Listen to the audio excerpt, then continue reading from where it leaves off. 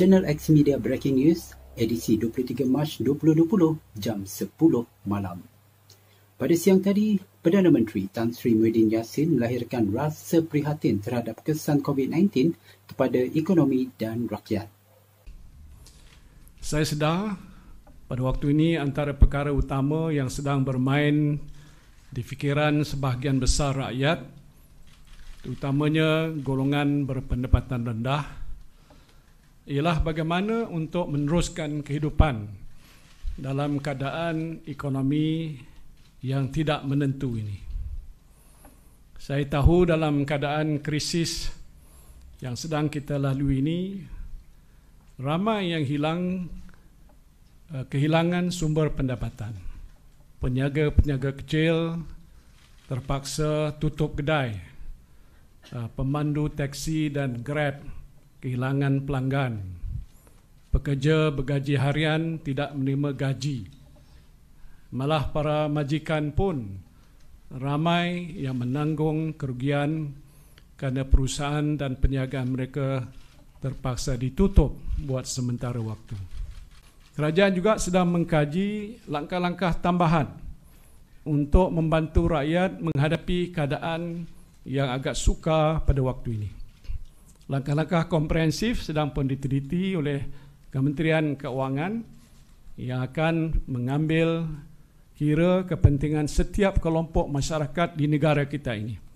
Sama ada anda ini adalah peniaga kecil, pemandu taksi, petani, nelayan, penternak, pekerja kilang, kaki tangan swasta, kaki tangan kerajaan, semuanya akan diberikan perhatian oleh kerajaan.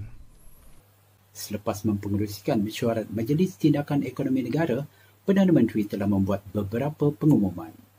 Antaranya ialah pengeluaran maksimum RM500 sebulan KWSP untuk tempoh 12 bulan dan permohonan air lestari boleh dilakukan bermula 1 April, manakala kadar caruman pekerja dikurangkan sebanyak 400 berkuat kuasa April. Kemudahan pengeluaran air lestari bagi pencarum kumpulan wang simpanan pekerja KWSP berjumlah RM40 bilion Malaysia. Menerusi kemudahan ini, semua ahli KWSP yang berumur bawah 55 tahun boleh membuat pengeluaran wang simpanan dalam akaun dua masing-masing tertakluk pada kadar maksimum RM500 sebulan untuk tempoh selama 12 bulan. Permohonan boleh dibuat bermula 1 April 2020. Wang pengeluaran KWSP Air Lestari ini akan diterima pada 1 Mei dan melalui akaun simpanan pencarum.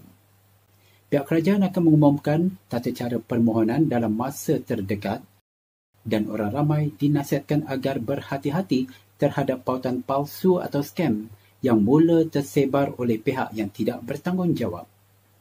Bagi peminjam PT-PTN pula, bayaran balik PT-PTN ditangguh selama 6 bulan sehingga 30 September.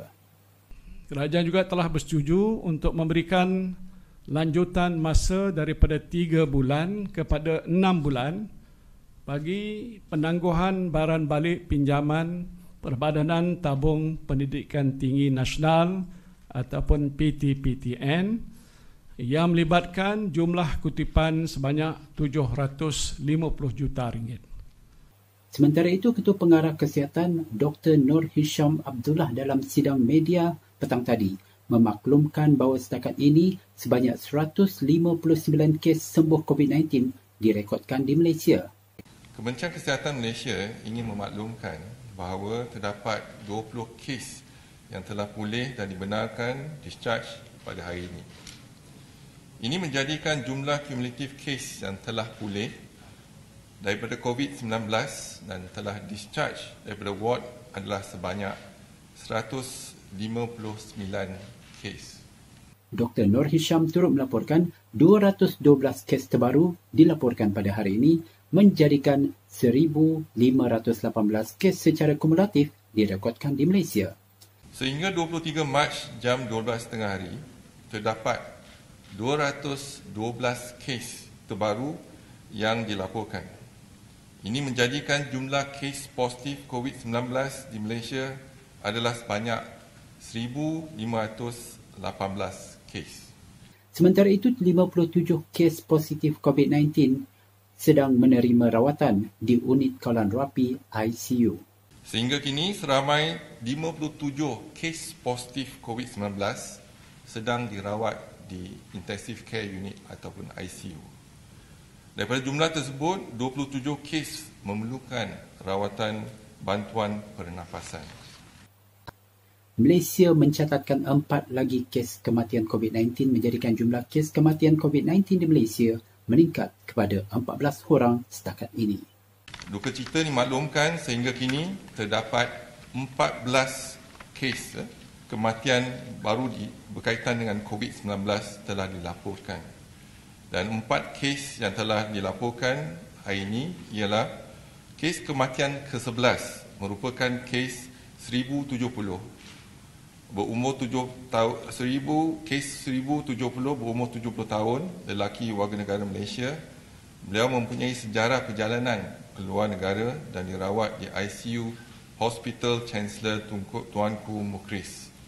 Beliau disahkan meninggal dunia pada 22 Mac 2020 jam 9.05 malam. Kes kematian ke-12 merupakan kes 1114 berumur 70 tahun, lelaki warga negara Malaysia. Beliau merupakan jemaah tabligh yang menghadiri perhimpunan di Masjid Jami' Sri Petaling dan dirawat di Hospital Kluang. Beliau disahkan meninggal dunia pada 23 Mac 2020. Kes kematian ke-13 merupakan kes 1006 berumur 49 tahun, lelaki warga negara Malaysia. Beliau merupakan anak kepada kes 1031. Beliau disahkan meninggal dunia pada 23 Mac 2020. Kes kematian ke-14 merupakan kes 595 berumur 51 tahun, perempuan warga negara Malaysia. Beliau merupakan kontak rapat kepada kes positif COVID-19 dari kluster tabligh dan dirawat di Hospital Miri Sarawak. Beliau disahkan meninggal dunia pada 23 Mac 2020. Kementerian Kesihatan Malaysia ingin mengucapkan takziah kepada semua ahli keluarga mereka. Kementerian Kesihatan dalam masa yang sama akan terus memantau bekalan stok dan peralatan bagi menjamin kesihatan petugas yang bertugas. Sehingga kini, pihak Kementerian Kesihatan telah berjaya memperolehi stok bekalan PPE sebanyak 33 juta unit yang dapat menampung penggunaan di semua fasiliti kesihatan dan akan diedarkan dalam minggu ini. Selain daripada itu, pihak kerajaan juga telah menerima sumbangan bekalan topeng muka dan PPE daripada pelbagai pihak. Sejumlah 3 juta PPE sedang diagihkan ke fasilitis-fasilitis Kementerian Kesihatan mengikut keperluan. Pihak Kementerian Kesihatan ingin merakamkan setinggi-tinggi penghargaan kepada semua pihak atas sumbangan mereka. Individu yang mempunyai simptom COVID-19 terus diminta segera membuat pemeriksaan dan mengamalkan kuarantin diri bagi memutuskan rantaian COVID-19. Menjawab pertanyaan media tentang kos yang bakal dikenakan terutamanya bagi pesakit warga asing, ini jawapan Dr. Nur Hisham. Kalau warga asing datang untuk klinik Kementerian Kesihatan ataupun hospital untuk penyakit non-COVID, mereka akan dikenakan charge fee yang telah ditetapkan. Tetapi kalau untuk penyakit COVID, sebagaimana kita ada surat keliling pada 29 Januari di mana fee tidak akan dikenakan. Sama ada warga asing yang miskin ataupun kaya sama. Orang ramai yang prihatin pula digalakkan untuk menyumbang bagi tabung khas KKM. Anda boleh menyumbang melalui sumbangan perubatan KKM di akaun bank yang tertera bagi tujuan membantu fasiliti berkaitan di KKM untuk menangani COVID-19.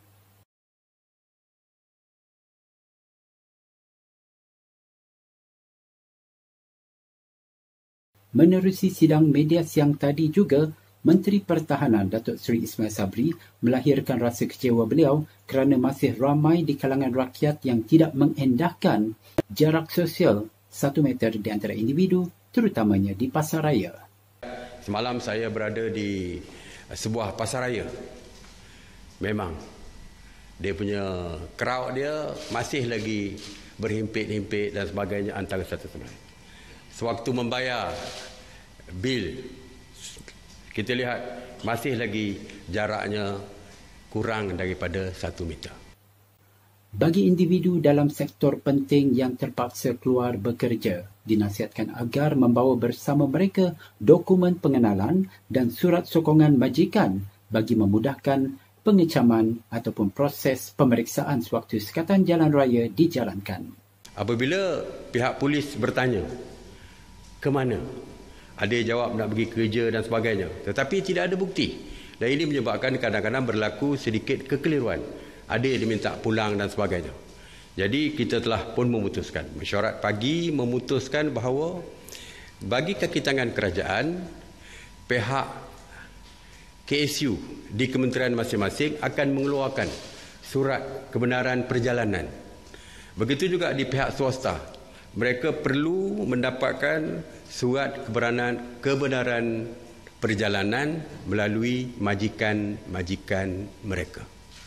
Dan saya harap majikan-majikan sila serahkan senarai pekerja-pekerja mereka ke balai-balai polis yang berdekatan supaya mereka boleh mendapat pelepasan yang mudah sewaktu diperiksa oleh polis di setiap sekatan jalan raya.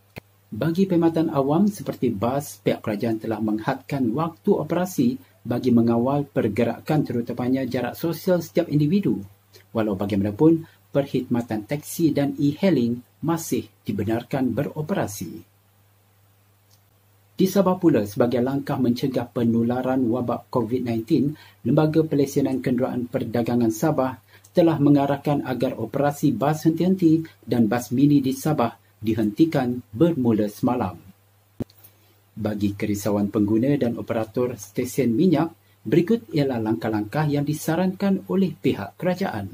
Kita akan mewajibkan setiap stesen minyak menyediakan sanitizer dan sebagainya di stesen minyak masing-masing.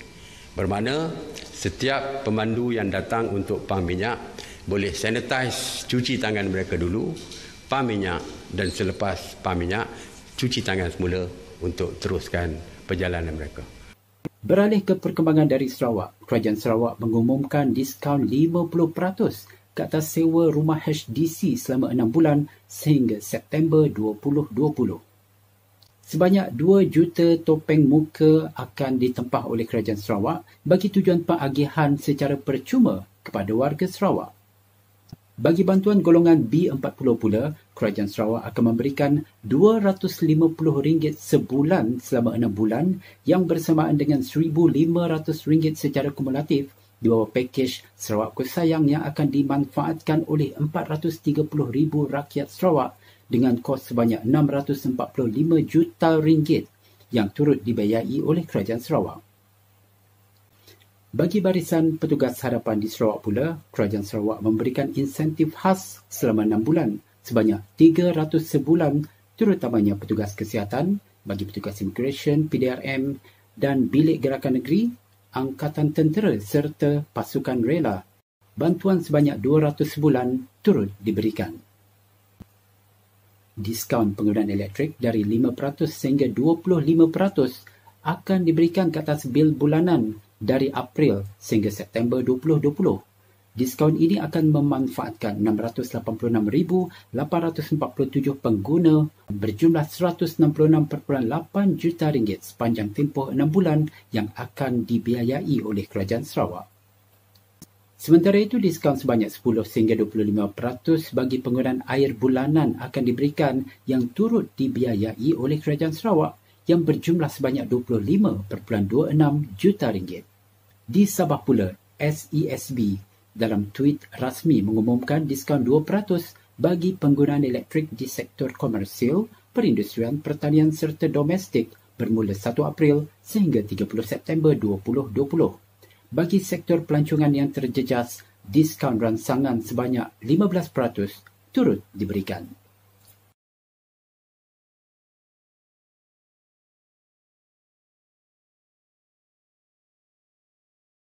Menerusi kenyataan media oleh Setiausaha Kerajaan Negeri Sabah lewat petang hari ini, menyatakan bahawa Kerajaan Negeri memutuskan untuk menghadkan penerbangan domestik ke destinasi dari Kota Kinabalu ke Tawau, Sandakan, Lahad Datu dan sebaliknya.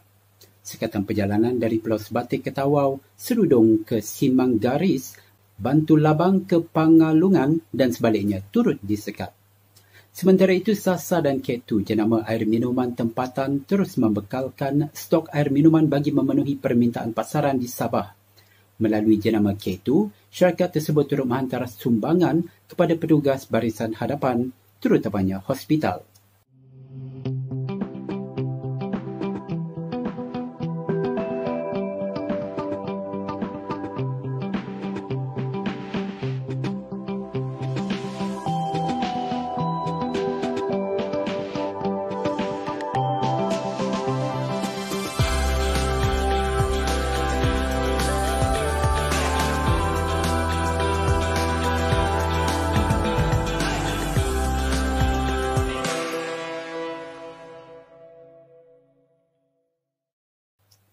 Sedikit perkembangan dari luar negara.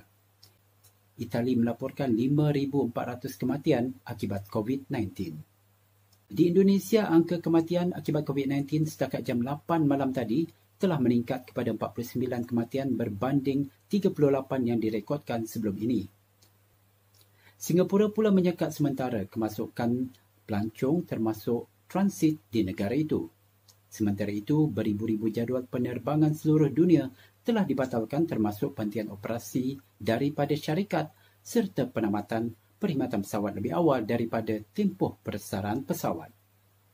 Ini termasuk jiran terdekat Singapura, iaitu Singapore Airlines yang telah mengurangkan sehingga 96 kapasiti penerbangan berikutan kebergantungan penerbangan di pasaran luar negara. Ia turut memberi kesan yang sama kepada pengendali syarikat tambang murah FlyScoot. Akhir sekali berikut dipaparkan angka terkini kes membabitkan COVID-19 yang dilaporkan oleh Pertubuhan Kesihatan Sedunia WHO setakat hari ini dengan 308,594 disahkan positif dengan 13,069 kematian dan kini membabitkan 187 buah negara berbanding 177 buah negara beberapa hari yang lalu. Seramai 95,829 pesakit yang dilaporkan COVID-19 telah sembuh dan bebas COVID-19 setakat ini.